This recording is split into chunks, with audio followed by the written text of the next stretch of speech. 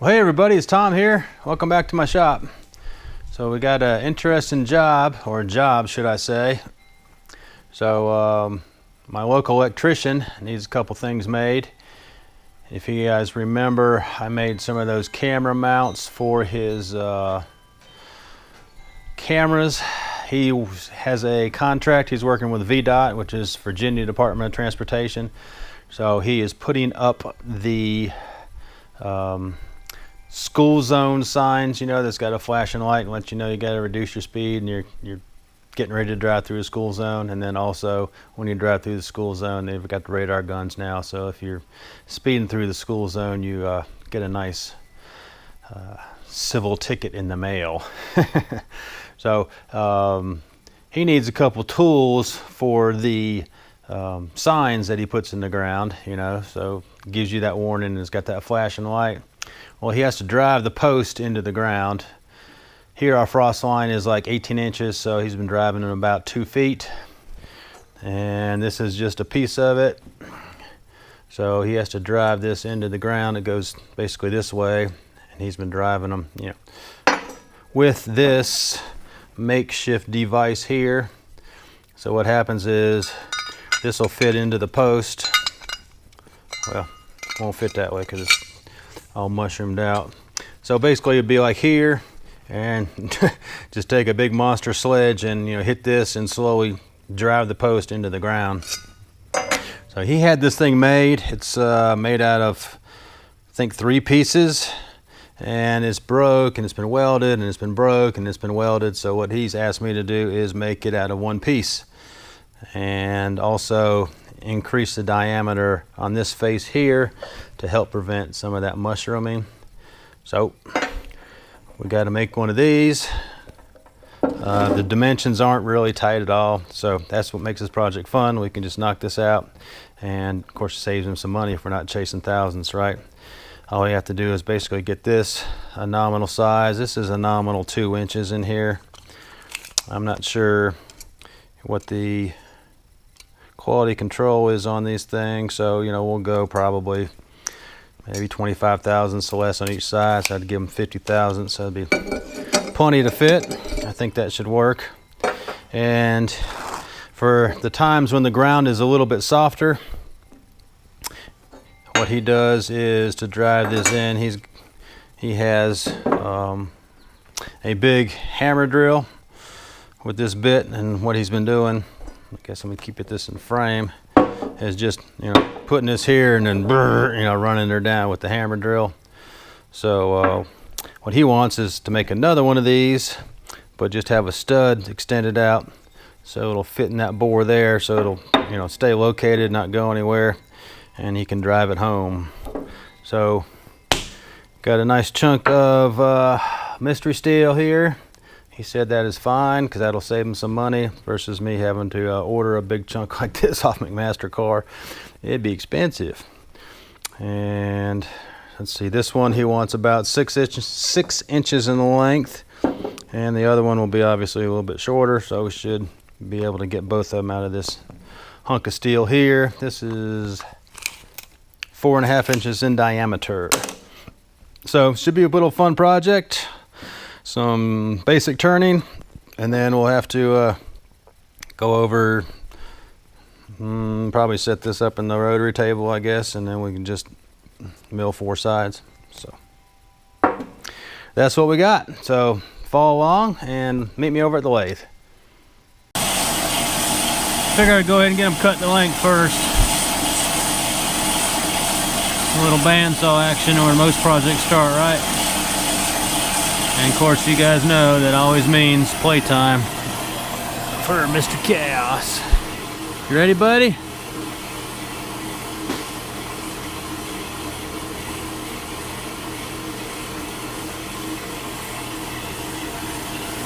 Hasn't been that bad today, has it? Been a little bit cooler, thank goodness. About 78, a little bit of breeze. You gotta drop it. You know how the game works. Yeah, he knows. I'm gonna drop it all the way over there. Oh, you're killing me, brother.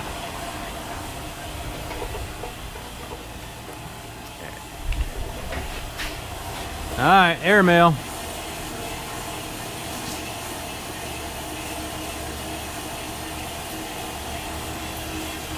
Good boy. Time to make some chips. Got you over here at the Monarch. Got, let's see, 1 inch. Got 1 3/4 of an inch to take off. So, got a fair amount.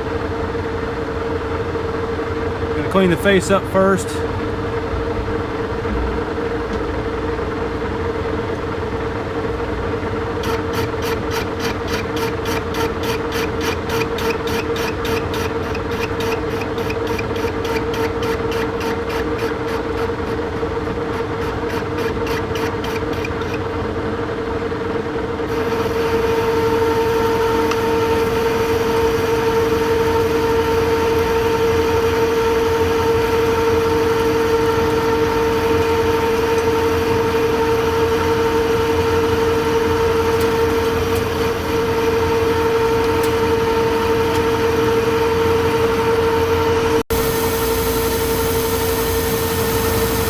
Got the mist coolant set up and I put a center in since I'm only gripping about 1 inch on them jaws.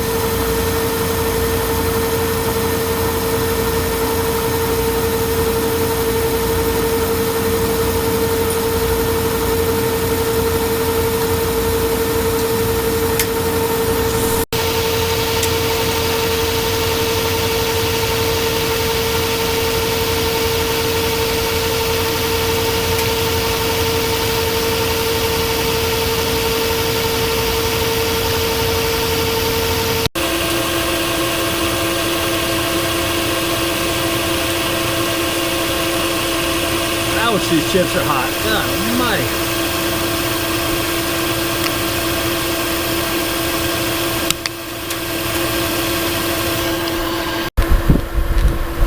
Raining chips.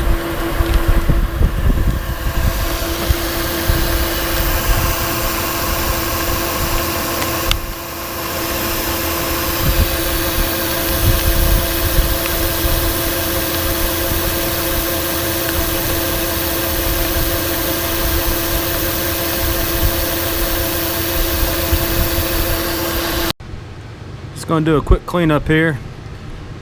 Those sure are some pretty chips.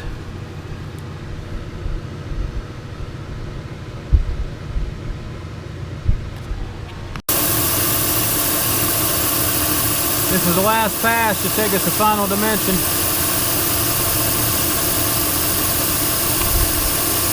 Of course, the chip's not gonna break. The surface finish doesn't look as good, but oh well. It'll be alright. We've got a square shoulder, obviously we don't want a radius one. Otherwise that would just help to flare out the post. So I think we'll be fine. I don't think it'll induce any cracking there.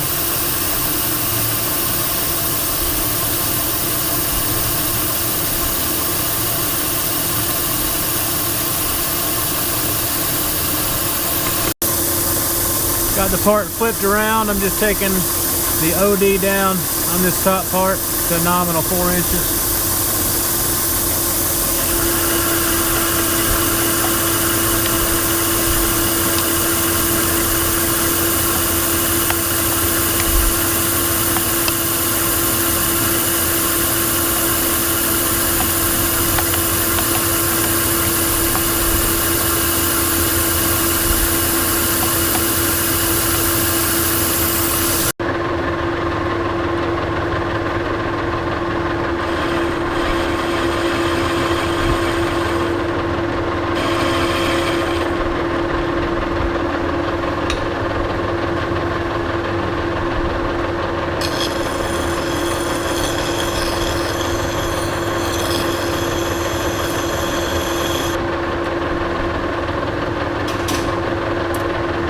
Alright, let me move you guys so I can get that inner chamfer.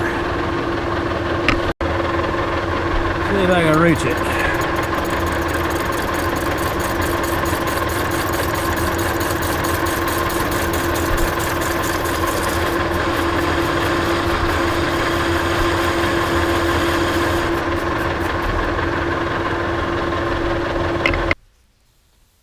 This is the one that is going to have the stud sticking out, so he can use his, I don't know, lack of better terminology, I guess, you know, some sort of hammer drill. So got this piece of 4140. It's an inch in diameter. I wanted something tough because that bit's going to be hammering on the top of this thing, you know, especially if he pulls off of it. And it needs to be obviously durable and hard, help prevent mushrooming on the top. I think what I want to do is I'm just going to try to make it fast. Instead of sit here and boring a hole, I'm going to drill a 7/8 hole and then just run the reamer in, and then whatever that diameter ends up being, then we'll just turn this down to that diameter, except a few thou larger, so we have a nice press fit. And then the other side, we're going to turn it down to about 850 thou, so it's got plenty of clearance to fit on that bit. So that's the plan. Let's get at it.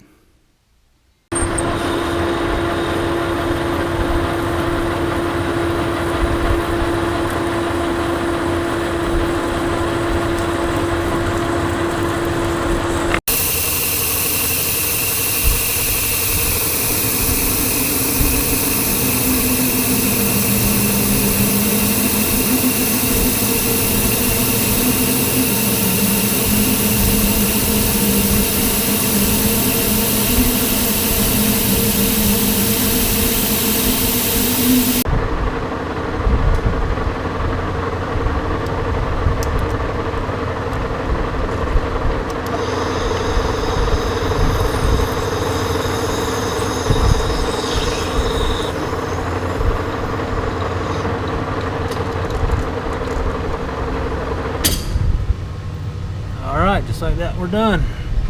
Let's put a little chamfer on that hole. 875 gauge pin.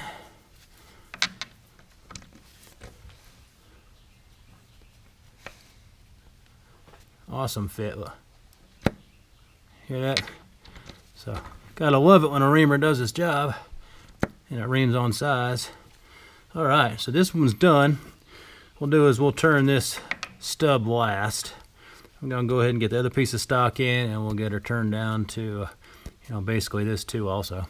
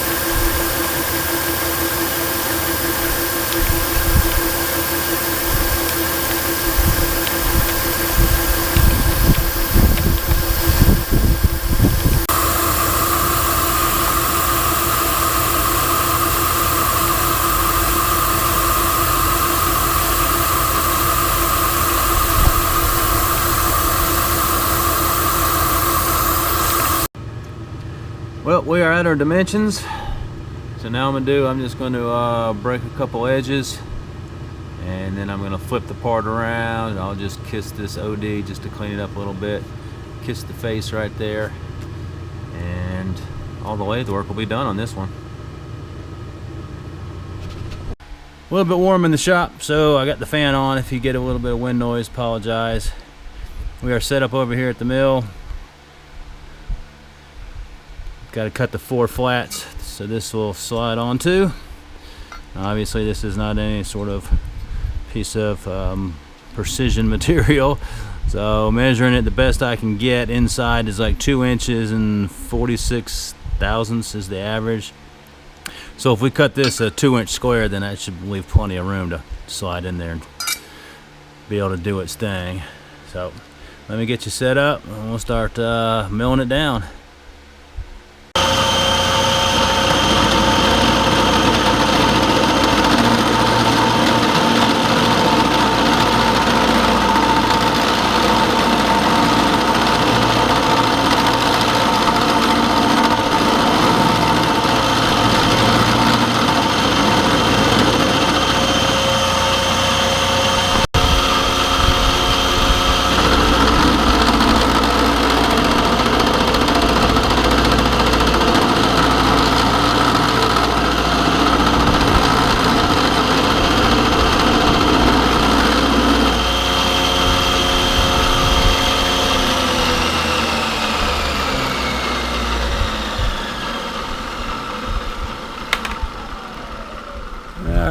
see, we're about 1.25 inches wide. We've gone down 150 thou. I'm going to rotate her and get all 4 sides, and then we can start off with a 0 point from there, and we'll figure out how much more to take off. Can you tell it's lunchtime?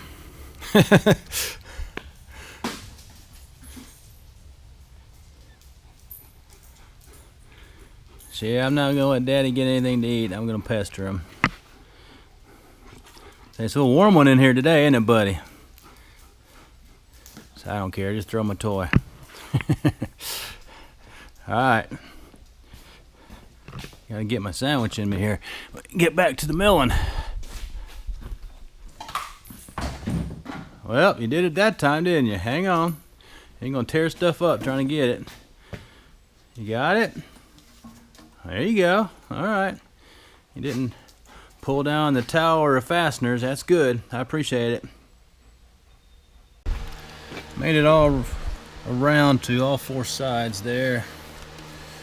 I'll just get us a measurement and see where we...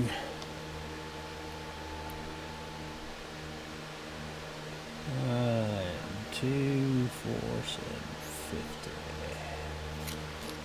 Okie dokie.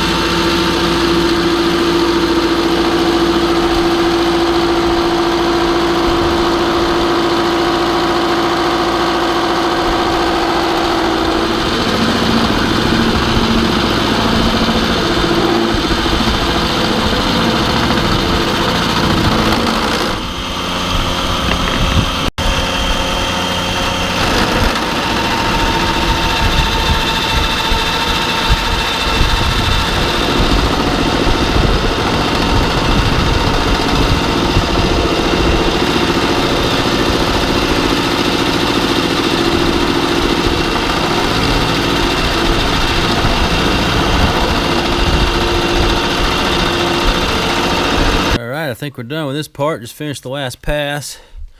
Don't have enough room to test it, but we should be good. So let me move the tailstock back here.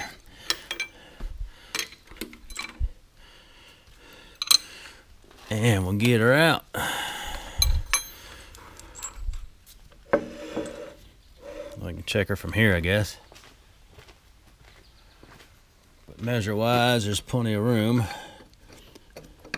Well, looks like I'm gonna have to take the corners down. Do a little deburring, and I think we should be good. I didn't want that tight of a fit, but this thing isn't perfectly square, so I may have to take that into account depending on how this comes. So, all right, let me reevaluate this. All right, let's check it again. What I did, I hit the corners, took 50 thousandths off of the corners, because what I noticed in here, you see that weld seam? Is it picking? There you go. So that's what I'm fighting right there. So hopefully that'll be enough clearance, because we want it a good fit, but we don't want it too tight. We're not chasing, thousandths on this thing, because I'm not sure, what the quality control is on one of these things. Don't want them coming back and saying, yeah, it fit on half of them and didn't fit on the other ones, So a little bit looser is better than a little bit tighter. So we'll check her again.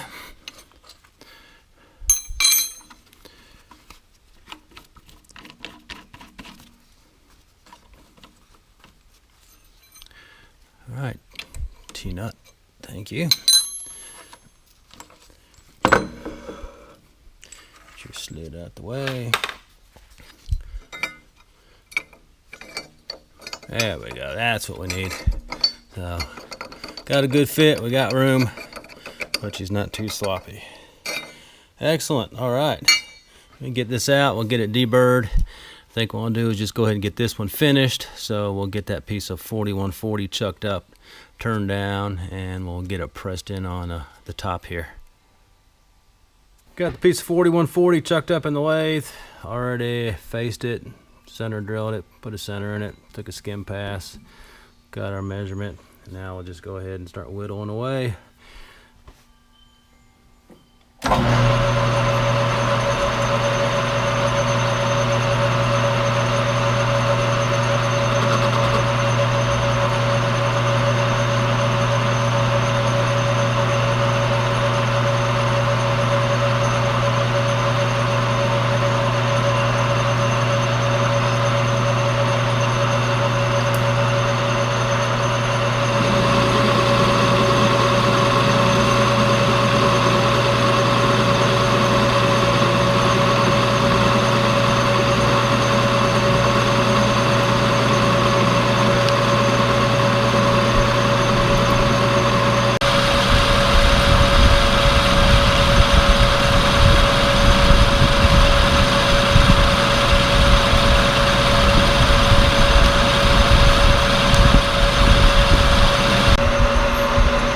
Good lead-in chamfer here, and this part will be done.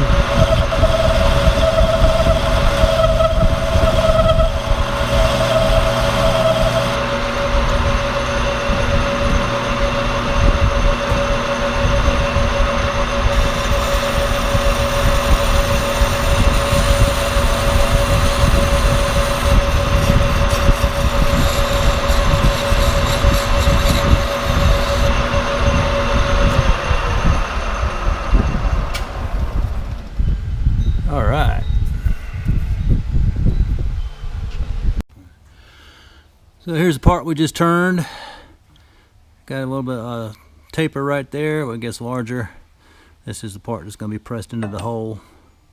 So I guess let's just send her home, right? I believe we're lined up. Make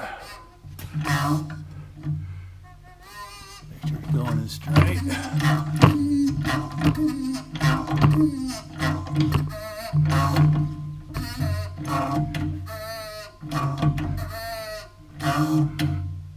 Alright, we're at bottom. Nice.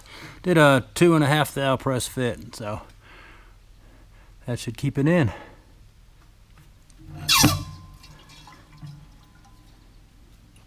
So this one is complete. Didn't worry too much about the surface finish, just left it, milling, cutting surface finish, because it's just going to get destroyed and messed up anyways. So that should work for them. So the hammer and drill bit will go on top of this and drive these fence posts down. So all I got left to do now is cut the flats on this one. So you already saw me cut the flats on this one, so I'm not gonna bore you again with the same video. So I'll go ahead and get this knocked out, and then these two will be done. Well, all right guys, just got wrapped up. Here's the second one. So this is what my electrician Jim wanted. He wanted a nice good face to be able to whale on, and then of course he wanted the square part a lot longer, be able to drive them in.